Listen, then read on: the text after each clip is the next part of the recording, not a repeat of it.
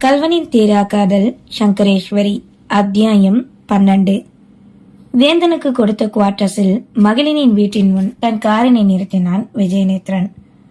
உள்ளே செல்வதற்கு அப்படி ஒரு தயக்கமும் தடுமாற்றமும். அன்று வீடு வரை வந்தவர்களை காயப்படுத்தி அனுப்பிவிட்டது அவர்களை எவ்வாறு பாதித்திருக்கும்? அதுவும் கோசலையம்மாவின் மனதினையே நொறுக்கிவிட்டோமே, அவரின் அன்பையே தவறாக்கி விட்டோமே.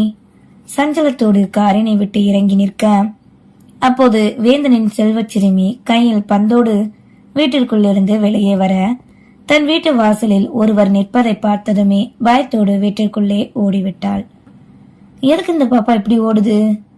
யோசனையாய் தாங்கி கொண்டு வந்தவனோ படியின் அருகே நிற்க, தன் பாட்டியின் கரம் பற்றி அந்த சின்ன பெண் அழைத்து வந்தாள். என்ன அம்மு, யாரடா வந்திருக்கா? கேட்டவாறே அவரும் வர, வாசலில் நின்ற விஜயை பார்த்தவருக்கோ மகிழ்ச்சி தாங்க முடியவில்லை. விஜய் கண்ணா, வா வா. இன்னும் அதே அன்பான அழைப்பு அவரிடம். அவனின் அருகில் வந்து கரம் பற்றி உள்ளே அழைத்து வந்தார். சத்தம் கேட்டு உத்ராவும் வர, வாங்க மென்மையை கூறி வரவேற்க, இவதான் வேந்தனோட பொண்டாட்டி, என் மருமக, பேரு உத்ரா. இங்க அவரின் அந்த சகஜமான பேச்சு விஜயநேத்திரனை நிலைக்குலைய வைத்தது. நான் போய் காஃபி போட்டு கொண்டு வரேன் கூறிய உத்ரா சென்றுவிட, விஜய் அமர வைத்து அவரும் அமர்ந்து அவனையே தான் கண்டார். என்னப்பா இப்படி கருத்து இழைச்சு போயிட்ட?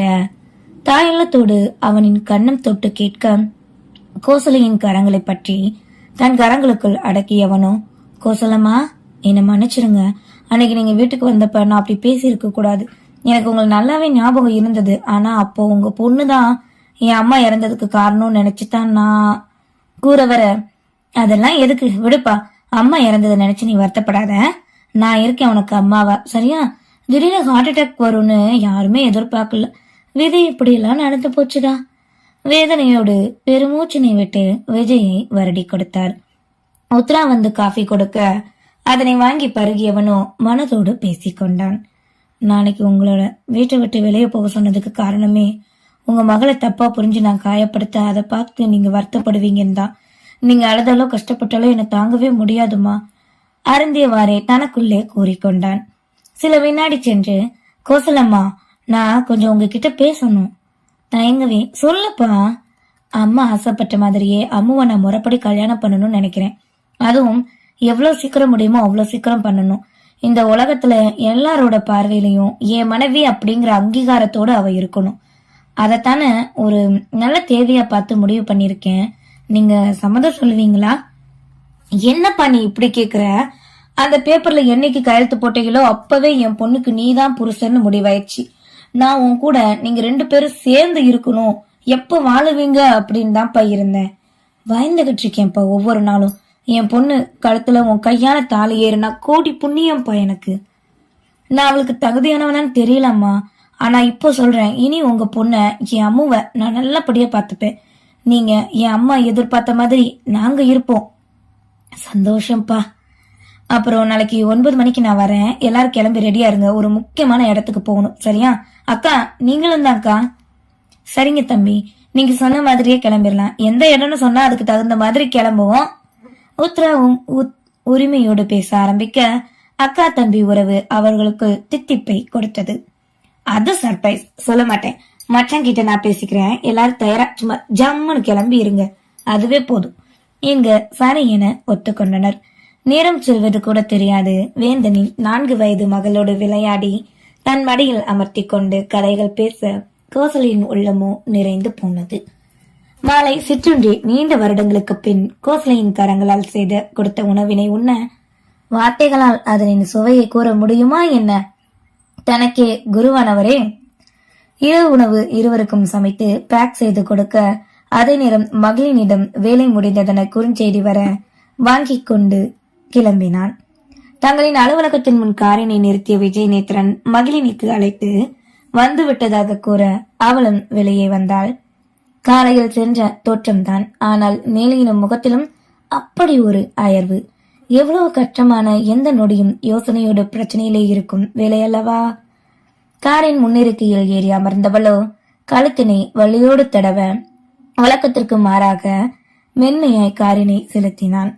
முதல் முறையாக அவரின் கைகளுக்குள் அகப்பட்ட ஸ்டீரிங் அல்லாமல் இருப்பது அன்றுதான் என்றே கூறலாம். வீட்டுக்கு வந்து நின்றதும் இறங்க முயன்றவளின் கைபேசியை பறித்தவனோ அவனின் நம்பரை சேவ் செய்ததை எடுத்து ஷோல்மெட் என்ற பெயரில் பதிவு செய்தான். அவளிடம் கொடுக்க அதனை வாங்கி பார்த்தவளோ அவனை ஒருமுறை ஆழமாக பார்த்துவிட்டு உள்ளே சென்றாள். தன் அறைக்குள் சென்று முடங்க அரை மணி நேரம் கழித்து இரவு உணவிற்கு வெளியே வந்தாள். டைனிங் டேபிளில் விஜயனோடு சேர்ந்து அவளின் வீட்டு கொரியர் காத்து கொண்டிருக்க ஆச்சரியமோடுதான் வந்து அமர்ந்தாள். என்ன கொரியர்ல யார் இதெல்லாம் அனுப்பியிருப்பாங்க? எங்க வீட்டுக்கு போனீங்களா நீங்க? இல்லையே, அப்புறம் எப்படி இதெல்லாம் இங்க வந்தது? உன் அண்ணன் கிட்ட யாரோ கொடுத்து விட்டுருக்காங்க என்றதும் வேகமாய் ஆவலோடு அதனை திறக்க முழுவதுமே அவனுக்கு பிடித்த உணவுதான். இதெல்லாம் உங்களுக்கு சமைச்சது? ஓ ஆமா, உனக்கும் தான். இதழ் புன்னகையோடு கூறியவனோ அதனை எடுத்து அவனே சேர்த்து பரிமாற உண்டு முடித்தனர். விஜயநேத்திரனின் செய்கை இன்று இந்த மென்மையான குணம் அனைத்துமே மெல்ல மகிழினியை ஒழுக வைத்தது. சரி, நாளைக்கு உனக்கு எந்த வேலையா இருந்தாலும் கேன்சல் பண்ணு. ஏன்? எல்லாரும் ஒரு இடத்துக்கு போறோம். எல்லாரும்னா எல்லாரும் தான். காலையில 8 மணிக்கு கிளம்பிரு. அப்புறம் உன்னோட வீட்டுக்கு போயிட்டு அங்க 9 மணிக்கு போக சரியா இருக்கும் என கூறிவிட்டு எழுந்து சென்றான். எங்க போகணும்னு சொல்றான்? என்னோட வீட்டுக்கு போனானா என்ன?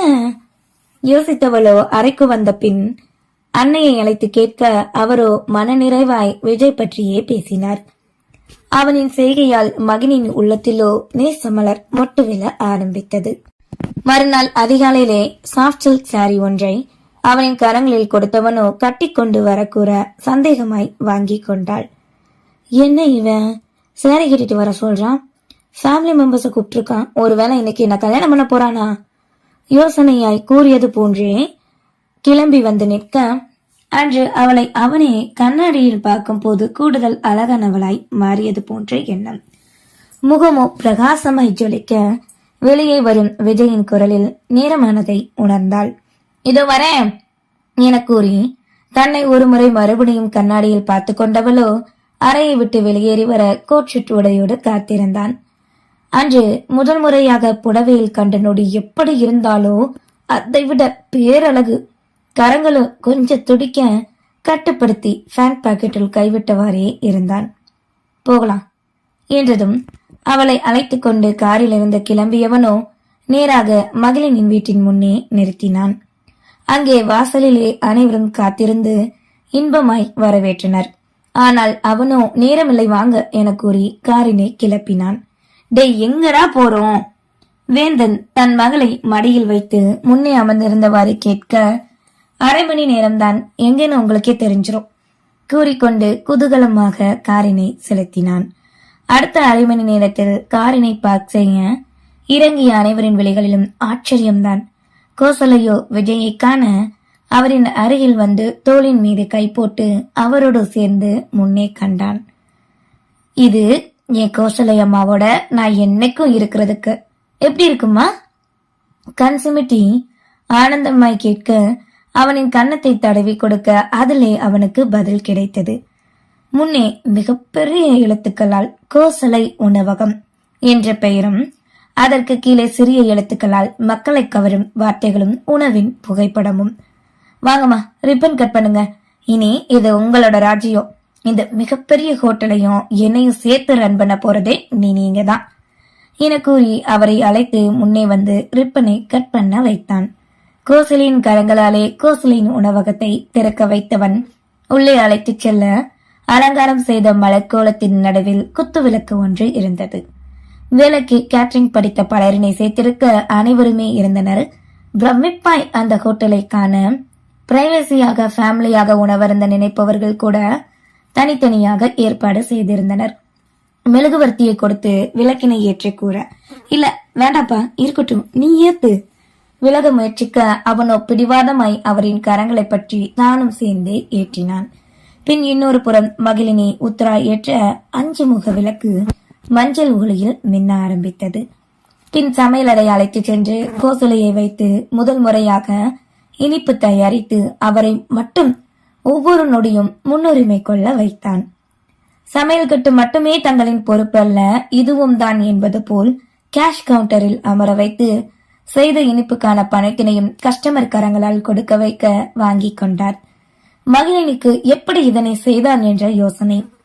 2 கோடியில் இவ்வளவு பெரிய ஹோட்டலை ஏற்பாடு செய்திருக்க முடியாதே. அவனை கண்டவாறு யோசிக்க அன்னையும் அவனும் சேர்ந்தே சமைத்தனர். புது வகையான மதிய உணவினை சமைத்து 3 பனை போல் டேபிளில் வைத்து தன் வீட்டாள்களை உணவருந்த அமர்த்தினான். கோசலையும் அமர வைத்து அவனே அனைவருக்கும் பரிமாற தரமான உணவு. ஒருவரின் திறமையை எச்சி ஊறும் இதில் திறமை வாய்ந்த இருவர் ஒன்றாக சமைத்தால் சொல்லவா வேண்டும். மனநிறைவாய் பாராட்டை உண்டு கொண்டிருக்க விஜயநேத்திரனை கண்டவாறு நிற்க திடீரென அவனின் மீது 2 புல்லட் எத்திசையிலிருந்து வந்து பாய்ந்ததோ அனைவரையும் நிலைகுலைய வைத்தது. கோட்டை கலட்டிய தூய வெள்ளை முழுவதும் உதிரம் வெளியேறி இரத்தமாய் மாறியது. மகிழினியோ பெருமை கொள்ள கர்வமோடு சமையல எண்ணெய் வியந்து காண பதிலுக்கு இதழ் பிரித்து புன்னகையோடு பார்த்த வண்ணம் பரிமாறினான். கடவுளை அந்த நெகிழ்ச்சியான நேரத்தில் கண் வைத்தாரோ என்னவோ, ஒன்றின் பின் ஒன்றாய் 2 புல்லட் அவனின் தோள்பட்டையிலும் வயிற்றிலும் பதிந்தது. நொடியில் உதிரமோ மேனியிலிருந்து பெருக்கெடுத்து அவன் அணிந்திருந்த வெள்ளை சட்டையோ இரத்தக்கரையாக மாற அனைவரும் பதறி கீழே சரிந்தவனை தாங்கினர். விஜய், விஜய் கண்ணா, விஜயன் மாமா என்று அவனின் குடும்பத்தாரின் ஓலக்குரல்தான் அவனின் செவியில் விழுந்தது. கோசலையோ தன் மடியில் தாங்க தன்னவனின் கரங்களுக்குள் தன் கரங்களை புதைத்தவளுக்கு கண்ணீர் அவனின் உருவத்தையே மறைக்கும் அளவு அழுது கரைய விஜய் வலையோடு துடிப்பதைப் போலே அவளும் துடித்தாள். ஆம்புலன்ஸை அழைத்து அதற்கெல்லாம் எங்கே காத்திருக்க நேரமில்லாது சட்டென அங்கிருந்த அனைவரும் சேர்ந்து அவனை தூக்கி காரில் கிடத்தினர். வேந்தன் காரினை செலுத்த விஜயை தாங்கிக் கொண்டு வந்தாள் மகிழினி. அவனின் மேனையிலிருந்து பெருக்கெடுத்து வெளிவரும் உதிரம் காண அப்படி ஒரு பயம். சிறிது சிறிதாக சுய உணர்வை இழந்து கொண்டே இருக்க தன் தோள்பட்டையில் சாய்ந்திருந்தவனின் கன்னம் தட்டி நிதானத்திற்கு வரவழைக்க முயன்றாள். இப்போது அவனின் கரங்களோ அவளின் கரங்களை இறுகப்பற்ற அதன் மூலம் தவிப்பையும் வலியையும் உணர்ந்து கொண்டவளோ சீக்கிரம் போ அண்ணா கத்தினாள். பின்னே ஒரு ஆட்டோவில் கோசலையும் முத்ராவும் அவளின் மகளும் வந்து கொண்டிருக்க 15 நிமிடத்தில் அருகில் இருந்த ஒரு தனியார் மருத்துவமனைக்கு அழைத்து வந்தனர். தான் ஒரு போலீஸ் என கூறி வேந்தன் அனுமதித்துவிட ஐசியூவில் சிகிச்சை அளித்தனர். பெரும் தவிப்போடு மொத்த குடும்பமும் காத்திருக்க அன்னியின் தோளில் சாய்ந்து அழுது கரைந்தாள் மகிழினி. இந்த சில நாட்களாக விஜய் தன்னிடம் பழகும் அணுகுமுறை காந்தத்தை போல் அவனிடம் ஈர்த்தது. வளையும் கண்ணீரை கட்டுப்படுத்தக்கூட சக்தி இல்லை. உதடுகளும் மனமும் விஜயை மட்டுமே சுற்றி வந்தது. பகலிலே ஒருவனின் மீது துப்பாக்கி சூடு நடந்த விஷயம் அனைவரையும் பதற வைத்ததும் மீடியாவுக்கும் தெரிந்துவிட அடுத்த நொடி யாரென செய்தியை பிரேக்கிங் நியூஸாக போட்டுவிட மருத்துவமனையின் முன்னே வந்து காத்திருந்தனர். அடுத்த தகவல் என்ன என்பது போல் செய்தியாளர்கள் நினைப்பாக இருக்க வேந்தன் கோரியதால் போலீஸ்காரர்கள் கோசலை உணவகத்தில் விசாரிக்க கூடிவிட்டனர். பிரேக்கிங் நியூஸை கேட்ட ஆதிகேசவனுக்கோ அதிர்ச்சி. இது யாரின் செயலாக இருக்கும் என யோசனை தோன்ற ஒருவேளை தன்னோட பார்ட்னர் செயலாக இருக்குமோ எண்ணினார். பின் வரதன் விநாயகம் இருவரையும் சந்தித்தார். அவர்கள் மூவரும் மாறி மாறி தாங்கள் இல்லை என கூறிவிட்டனர். ஆதிகேசவன் அறியாத ஒன்று தன் மகன்தான் இதற்கு காரணம் என்று. தங்களின் புது வீட்டில் அமர்ந்திருந்த ஒருவன் தொலைக்காட்சியில் ஓடிய விஜயநேத்திரன் செய்தியை கண்டு இது தனக்கு சம்மதம் இல்லை என தெரிந்தும் வெற்றி சிரிப்பு சிரித்தான். காரணம் அவனுக்கான அவனின் நினைவு செயல் இன்னும் நீடித்து இருக்கும் என்ற எண்ணம். மாலை நேரம் போல் மகளின் கைபேசி ஓசை எழுப்ப அதனை எடுக்கும் நிலையில் கூட அவள் இல்லை. மாறி மாறி அடிக்கவே உத்ராதான் அட்டன் செய்தாள். ஹலோ, நான் மகிழியோட அண்ணி பேசுறேன். எடுத்ததும் உத்ரா கூறிவிட அவகிட்ட கொடுங்க, நான் முக்கியமான விஷயம் பேசணும் என்றதும் உன்கிட்டதான் யாரோ பேசணும், இந்தாமா மகிழ் பேசு என கூறியதும் உணர்ச்சியே இல்லாமல் செவியில் வாங்கி வைத்தாள். சொல்லுங்க. நான் தான் பேசுறேன். உன்னோட விஜய் இன்னைக்கு ஹாஸ்பிட்டல்ல இந்த நிலைமையில இருக்கிறதுக்கு காரணம் ஆதிகேசவன் மகன் தருண். அவன் தான் ஆளுங்களை வச்சு ஷூட் பண்ணிருக்கான். விஜய்க்கும் தருணுக்கும் எந்த பிரச்சனையும் இல்ல. ஆனா ஏன் அவன் இப்படி பண்ணா, என்ன நடக்குது? சீச்சமோடு கேட்கவே எல்லாத்துக்கும் காரணம் நான் தான். என்னாலதான் விஜய் இப்படி ஹாஸ்பிட்டல்ல இருக்காரு. நீதானா? நீதானா? சீக்கிரம் சரி பண்ற வழிய பாரு. இன்னொரு தடவை இப்படி நடக்க கூடாது. நான் ஏற்கனவே சொல்லியிருந்தேன் 2 பேரும் கவனமா இருங்கன்னு. அது அது வந்து இப்ப உன் அண்ணன் கிட்ட சொல்லி விஜயோட ஃப்ரெண்ட் ரவி நம்பர் வாங்கி எனக்கு மெசேஜ் அனுப்பு என கூறி அழைப்பினை துண்டித்து விட வேந்தனிடம் அனைத்தையும் கூற உடனே அந்த நம்பருக்கு குறுஞ்செய்தி அனுப்பினார். பின் தன் ஆட்களை விட்டு உடனே தொழிலதிபர் ஆதிகேசவனின் மகன் தருணை கைது செய்துமாறு உத்தரவிட்டான். இரவினை நெருங்கும் நேரம் ஆபரேஷன் தியேட்டரில் இருந்து மருத்துவர் வெளியே வர, டாக்டர், விஜய் இப்ப எப்படி இருக்காங்க? முன்னே வந்து முதலில் கேட்டாள் மகிழினி. அவரோட உடம்புல பட்ட 2 புல்லட்டையும் எடுத்தாச்சு. ஆனா இப்போதைக்கு எங்களால எதுவும் சொல்ல முடியாது. சீரியஸ் கண்டிஷன்ல தான் இருக்காங்க. சுய உணவையும் முழுசா இழந்துட்டாங்க. வாட்? ஐயோ ஆத்தா, என் புள்ள! நெஞ்சில் அடித்துக் கொண்டு கோசலை கதற தன் தோளோடு அணைத்துக் கொண்டாள் உத்ரா. கடவுளாய் நினைத்து மருத்துவரே இப்படி கூறி சென்று விட இனி யாரை நம்புவது? கடவுளைத்தான் தங்களின் துணைக்கு அழைத்து விஜய்க்காக வேண்டுதல் வைத்தனர். சில வினாடி சென்று எங்கு தேடியும் தருண் கிடைக்கவில்லை என அழைப்பு விடுத்து கூற கூடுதல் படையை அழைத்து தேடுமாறு கூறினான். ஆதாரம் இல்லாமல் மீடியாவிடம் எதையும் கூற முடியாது என்பதால் எப்படி கண்டுபிடிக்க யோசனையில் இருந்தான். தன் அண்ணனை கண்ட மகிழினி அங்கிருந்து விரைந்து செல்ல அவளை தடுக்க முயற்சி செய்ததெல்லாம் பலனில்லாமல் போனது. டாக்டர், ஏதாவது சொன்னா கால் பண்ணு உத்ரா என கூறி தங்கையின் பின்னே அவனும் செல்ல வெளியே மீடியாக்காரர்கள் இருப்பது புரிந்தது. அப்படியே தேங்கி நிற்க அருகில் வந்த வேந்தனோ, நீ போ, நான் இவங்களை பாத்துக்கிறேன். உன்னை நானும் எங்க போலீஸ் டீமும் ஃபாலோ பண்ணிட்டு வருவோம். இப்ப நீ தருணை தேடிதான் போறேன்னு எனக்கு நல்லாவே தெரியும். அவனை பிடிக்கிறதுதான் வாய்ப்பு. அவகிட்ட இருந்து நீ கவனமாயிரு, நாங்க சீக்கிரம் வந்துடுறோம் என கூறி அனுப்பி வைக்க அவளும் சரி என முகத்தை மூடிக்கொண்டு அங்கிருந்து சென்று விட்டாள். யாரும் அறியா வண்ணம் வெளியேறி வந்தவளோ ஓரமாக நின்றிருந்த விஜயின் காரில் ஏறி செல்ல தங்கையை தான் கண்டான் வேந்தன். பின் நேராக வெளியே வர அவனை பிடித்து கொண்ட செய்தியாளர்கள் கேட்க காரணம் யாரென தெரியவில்லை என கூறினான். விஜயின் உடல்நிலையை பற்றி கேட்க இப்போதைக்கு மருத்துவராலே எதுவும் கூற முடியவில்லை என கூறி விலகி வந்தான். அங்கிருந்த ஆட்டோ ஒன்றை அழைக்க அதில் ஏறிக்கொண்டு தங்கை எங்கு செல்கிறாள் என தெரியாது பின்தொடர்ந்தான். மகளினின் மனமோ விஜயோட இந்த நிலைமைக்கு தருண் தான் காரணமா? அவனை நான் சும்மா விட மாட்டேன். என்ன தைரியம் இருந்தா என் விஜய் மேல அவ கை வச்சிருப்பான். அழுகை முழுவதும் அடங்கி போய் கோபம் மட்டுமே தீயாய் எரிந்து கொண்டிருந்தது. தருணின் கைபேசியிற்கு அழைக்க அதே நேரம் இங்கே தான் போட்ட திட்டத்தை வெற்றிகரமாக முடித்துவிட்டு ஹோட்டல் அறை ஒன்றில் அமர்ந்திருந்தான் தருண். கைபேசி ஓசை எழுப்ப அதுவும் மகிழினிடம் இருந்து அழைப்பு வர நொடியில் சந்தோஷமாக அதனை எடுத்து, ஹாய் செல்லம், இவ்வளவு சீக்கிரம் கூப்பிடுவேன்னு நான் நினைக்கல. எப்படி இருக்கான்? கல்யாணமே பண்ணிக்காத உன்னோட ஹஸ்பண்ட் எகத்தாளத்தோடு கேட்க, உன்னால அவ்வளவு சீக்கிரம் என் விஜய் என்கிட்ட இருந்து பறிக்க முடியாது. உன்னை தேடிதான் இப்ப நான் வந்துகிட்டு இருக்கேன். என்னது, உன்னோட விஜயா? மறந்துட்டியா? நீ எனக்குத்தான் சொந்தம். உன்னை என்கிட்ட வர வைக்க நான் என்ன வேணாலும் பண்ணுவேன். இதோ இப்போ என்னை தேடி வரல, வா.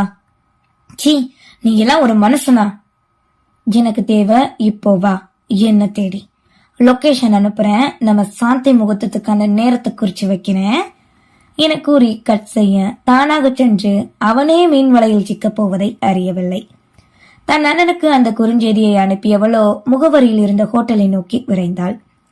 நன்கு இருள் சூழ்ந்த நேரம் தருண் கூறிய லொகேஷனுக்கு வந்தவளோ காரினை நிறுத்த சட்டென யாரோ அவளின் வாயினை மூடி மற்றொரு காருக்குள் தள்ளினர். பின் அந்த இடத்தினை விட்டு மறைந்து சென்றனர். மேலும் அரை மணி நேரம் மகிழினியை வைத்து பயணித்த அந்த கார் ஆள் நடமாட்டம் இல்லாத இரும்பு குடோன் ஒன்றின் முன்னே வந்து நின்றது. கைகள் இரண்டும் கட்டப்பட்டு வாயையும் இறுக்கமாக மூடி காரிலிருந்து இறங்கி உள்ளே அழைத்து வர, வெல்கம் ஸ்வீட் கார்ட் இன்பமாய் தன் கரங்களை விரித்து வரவேற்றான் தருண். அவனை முறைப்போடு காண அருகில் வந்து வாயிலிருந்த துணியை அகற்றியவனோ மற்றவர்களை காண அங்கிருந்து சென்றனர். என்ன செல்லமே, நான் கூப்பிட்டது வந்துட்ட, அதுவும் தனியா வந்திருக்க. இது என்ன கோலம்? விஜயின் ரத்தம் அவளின் புடவையில் படிந்திருக்க அதனை கண்டு கேட்டான். உயிரோட மதிப்பு என்னன்னு உனக்கு தெரியுமா?